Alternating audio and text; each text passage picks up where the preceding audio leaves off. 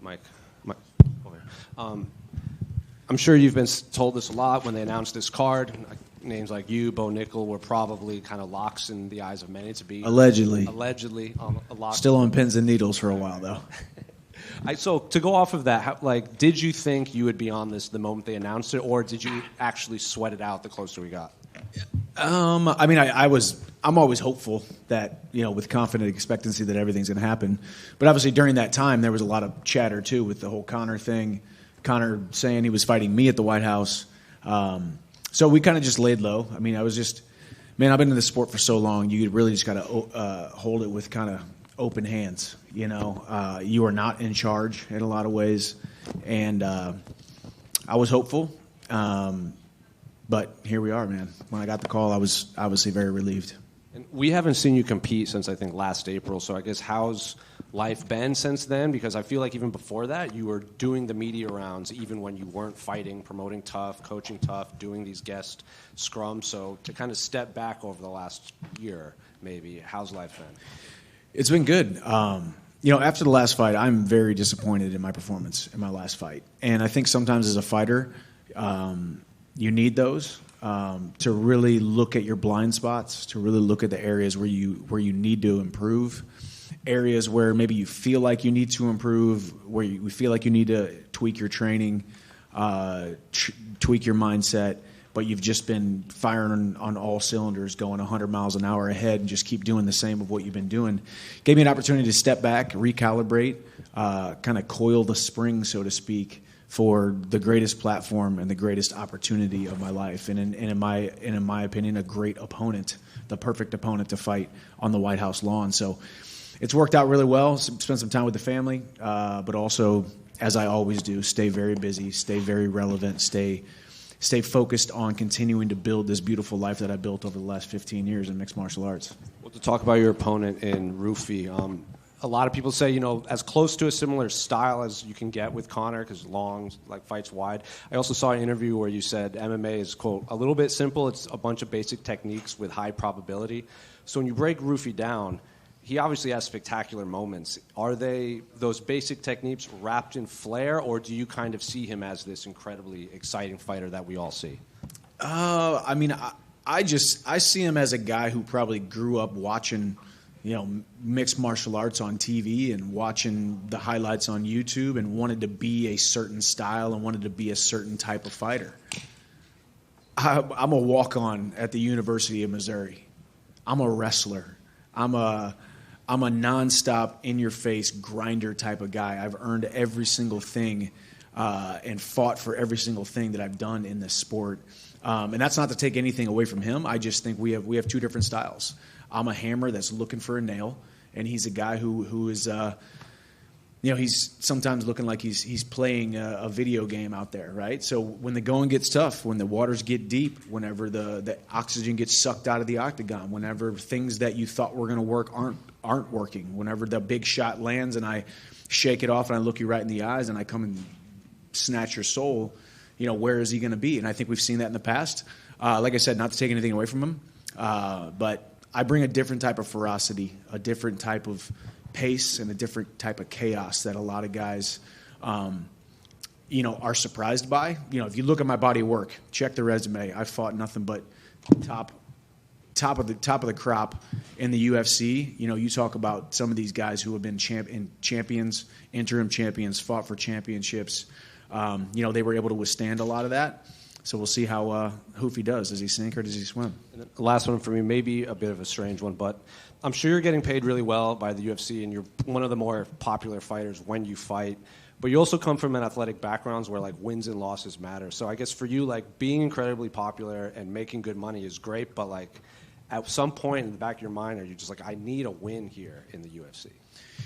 Yeah, I'm always thinking about that. But, I think God created me a little bit different than a lot of people. I have who I am right here, right now, thinking about the tactics and the game plan of the fight. And then I've also got the guy who's got an indomitable warrior spirit inside of him. And a lot of times that's worked out really well for me. I'm not just a fly by the seat of your pants, just throw everything but the kitchen sink kind of guy. I have a system. We have a plan. And a lot of times that works and it breaks people. So that's why I'm so excited. That's why I put butts in seats. That's why I've been at Madison Square Garden 3 different times. That's why I'm on the White House lawn. That's why I have fight of the year after fight of the year, knockout of the year, debut of the year, fight of the night after fight of the night. It's just who I am. That is the cloth that I am cut from. And I plan on getting my hand raised. This one's for me. That's over anything thinking about this camp. This one is for me. It's not about proving myself. It's not about making people cheer. It's not about putting smiles on the UFC brass faces. This is about me getting my hand raised for America's 250th birthday. Michael over here. Michael, over the last couple of years, obviously, the biggest online criticism, man, he's still holding out for this fight, et cetera, et cetera. You got this fight. You said, I'm fighting on the White House lawn, whether it's Conor, whether it's not, and it happened.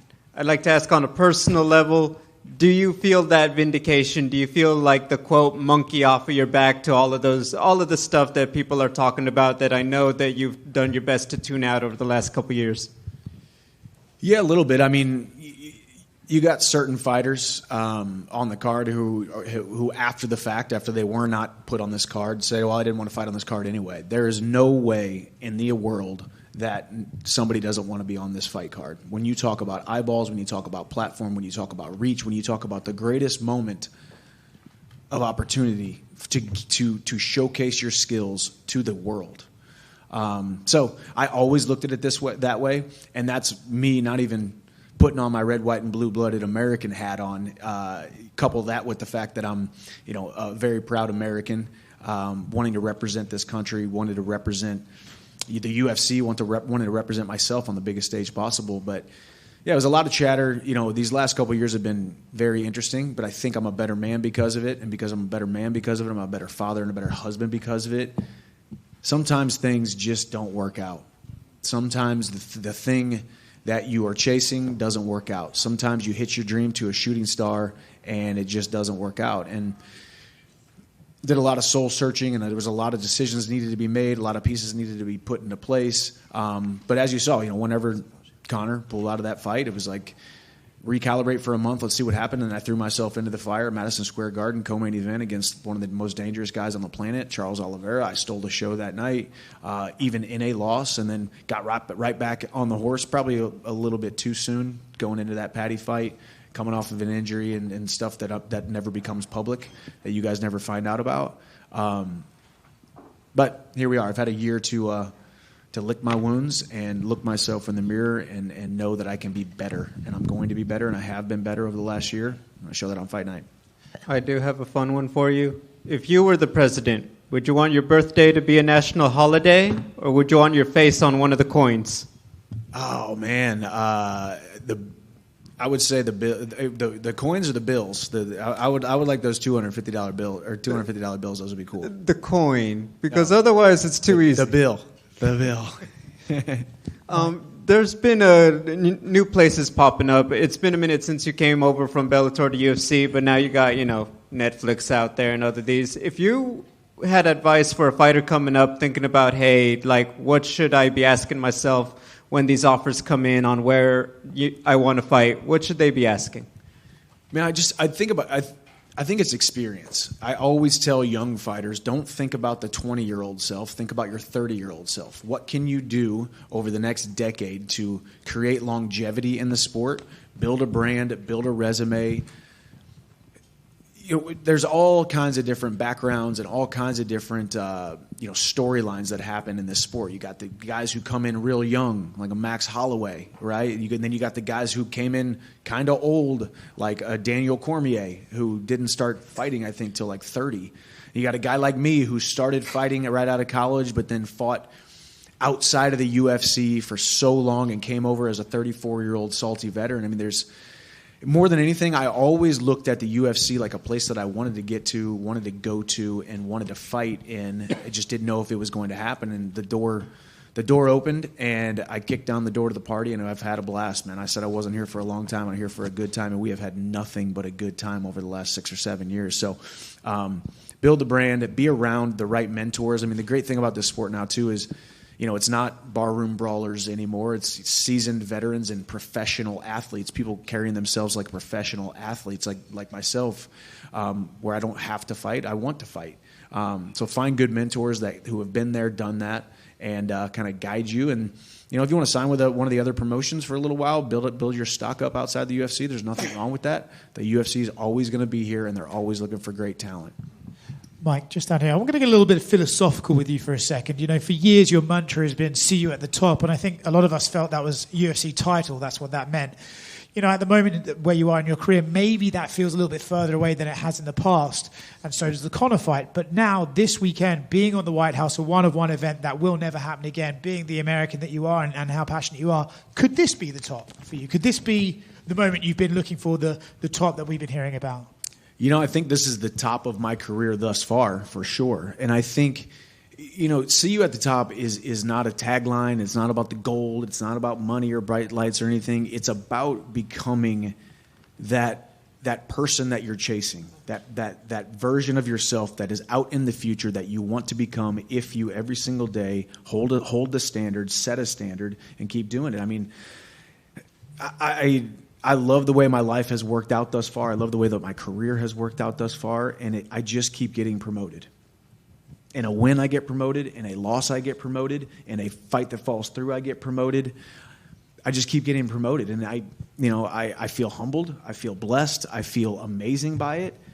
God has had me in the palm of his hand my entire career, and I just continue to keep rising. Am I at the top? I don't know. What is the top, right? The top is something different for everybody else. But yes, as we sit here today, this is the top of my professional career, fighting on the White House fighting on the White House lawn for America's 250th birthday. But then there's going to be another top after that, and there's going to be another top after that. And he who diligently seeks creating a life and creating a living, trying to become the better version of themselves, you're never going to fail. You're going to have moments where you lose. You're going to have moments where you get beat down and you got to pull yourself back up, but you never, ever truly fail until you quit. So I hope that answers your question, but that's just how I feel about it. And it's also the see you there part, see you at the top. I want to get to where I'm going right here, call this the top right now, the White House lawn. I will look to my left and look to my right and say, man, we did this together. You have supported me through this. You guys, the fans, And as I've gotten a little bit older too, you get real nostalgic about how beautiful the fandom is in the UFC, how beautiful the heartbeats are that spend their hard-earned money to sit in these seats and in arenas across the world. And I'm excited, man. It's been so much fun, and we still got more and more and more and more tops to go conquer.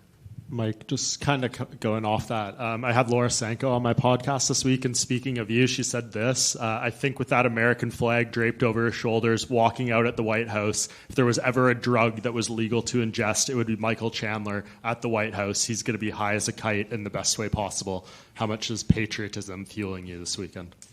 It's, this is the pinnacle. When you think about sports and you think about American exceptionalism, when you think about this beautiful country of ours, how men and women fought side by side to create this beautiful country, this idea that we had that turned into a reality, and all the sacrifices that have been made, and all the beauty that has happened over the last 250 years, coupled with the struggles that have happened over the last 250 years. I'm so proud to be an American, and I'm so proud to call myself an American. So to get to fight on a card this big, this historical, this illustrious, something that means so much. Everybody across the world, even if you're not watching, you've heard about this card. You're interested in this card, whether you like to admit it or not. And for me to be draped in the red, white, and blue, for me to walk from the White House to the Octagon to represent America, represent myself, represent just who I am and what this country means to me, man, it's a dream come true. Like I said, this is the top until tomorrow night or until Sunday night is over, and then we go climb another mountain. But it's I shall be as high as a kite in the best way. kind of following up on that, I mean, it seems like every fighter that I've talked to over the last several months has been like, I want to be on this card. This is the White House more than any other thing in the that exists. When did you first hear about it, and what did what were your immediate thoughts? How did you kind of angle to get on this? And then secondly, why do you think every fighter wants this more than anything else of all the other places you could fight? I mean, it's pretty simple. Like I said, let's take my American patriotism out of it. Let's take my love for the country out of it. When you get into the sport of mixed martial arts, when you get into any sport, you want the biggest platforms possible, the most amount of viewers, the most amount of eyeballs, the highest stakes, the brightest lights. This is the biggest fight in mixed martial arts history. The biggest fight event in UFC history. It's going to be the biggest fight night in combat sports history. So that in and of itself lends itself to wanting to be on this card. And as far as hearing about it, I heard about it whenever you guys did, and I kind of under my breath said, yeah, that's never going to happen. But in typical UFC fashion and typical Dana White fashion, he made it happen. He spoke it. And he created it, and it happened.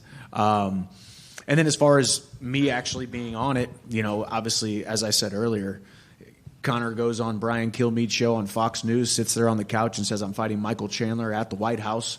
So then all those conversations start happening, and there's a bunch of conversations happening behind closed doors, and then obviously all that fell apart. And then we had a little lull there, and obviously they knew I wanted to be on the White House card.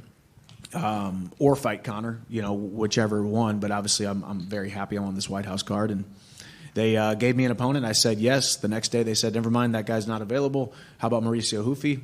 And I said yes.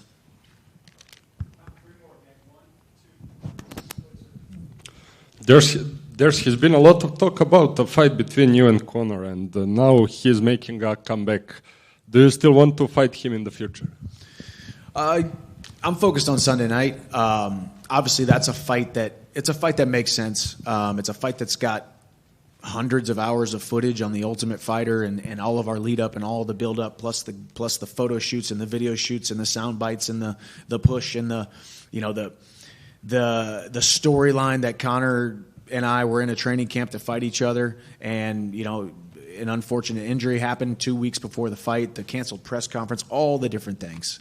So it's a fight that's already built. It's a fight that's already made. I don't understand necessarily why it didn't happen. I never asked for an explanation. It's the kind of guy I am. Oh, you don't want me to fight Conor? I'm not fighting Conor. I'm fighting Ruffy at the White House. That's what I do. My job is to be a fighter in the UFC, and I'm under contract with the UFC. But, as I've said in the past, Conor and I will cross paths at some point, compete against each other at some point, but right now we're focused on Sunday night. The White House is a symbol of America. As an American fighter, how does it feel to compete at the White House? It's a dream come true. Biggest stage possible, brightest lights possible. And I think even, going back to philosophy, as we talked earlier, right? It's like even just thinking about this sport really, the UFC starting in 1993, this sport being around for a couple decades, somehow all of us 14 fighters were born at the exact moment to be at this point in our exact career, to be chosen for a fight card this big.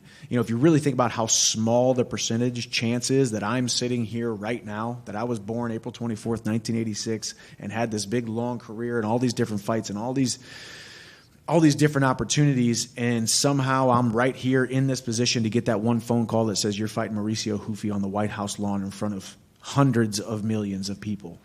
It's a pretty humbling feeling. It's a pretty I just feel very fortunate, and that's kind of the theme of this entire training camp. I'm so fortunate to get to do what I do and what I have done for such a long time, and I'm excited to go out there and get my hand raised.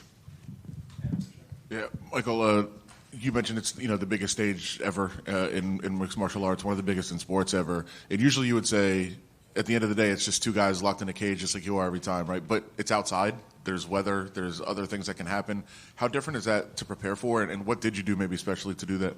It's a good question because I definitely know that's a one of the concerns that a lot of people, and it's something that Dana, I love how, the guy who runs the company is like, I hate outdoor events. I don't want to do it, but we're doing it anyway, right? And I think for him, it's a challenge. It's another added layer, and it's another layer of intrigue for the entire world to say, well, not only are they doing it at the White House, not only is it on America, for America's 250th birthday, but it's also outside, and they built a claw, and it's right over there in the front of the White House. But I fought outside before, my second fight ever, I think.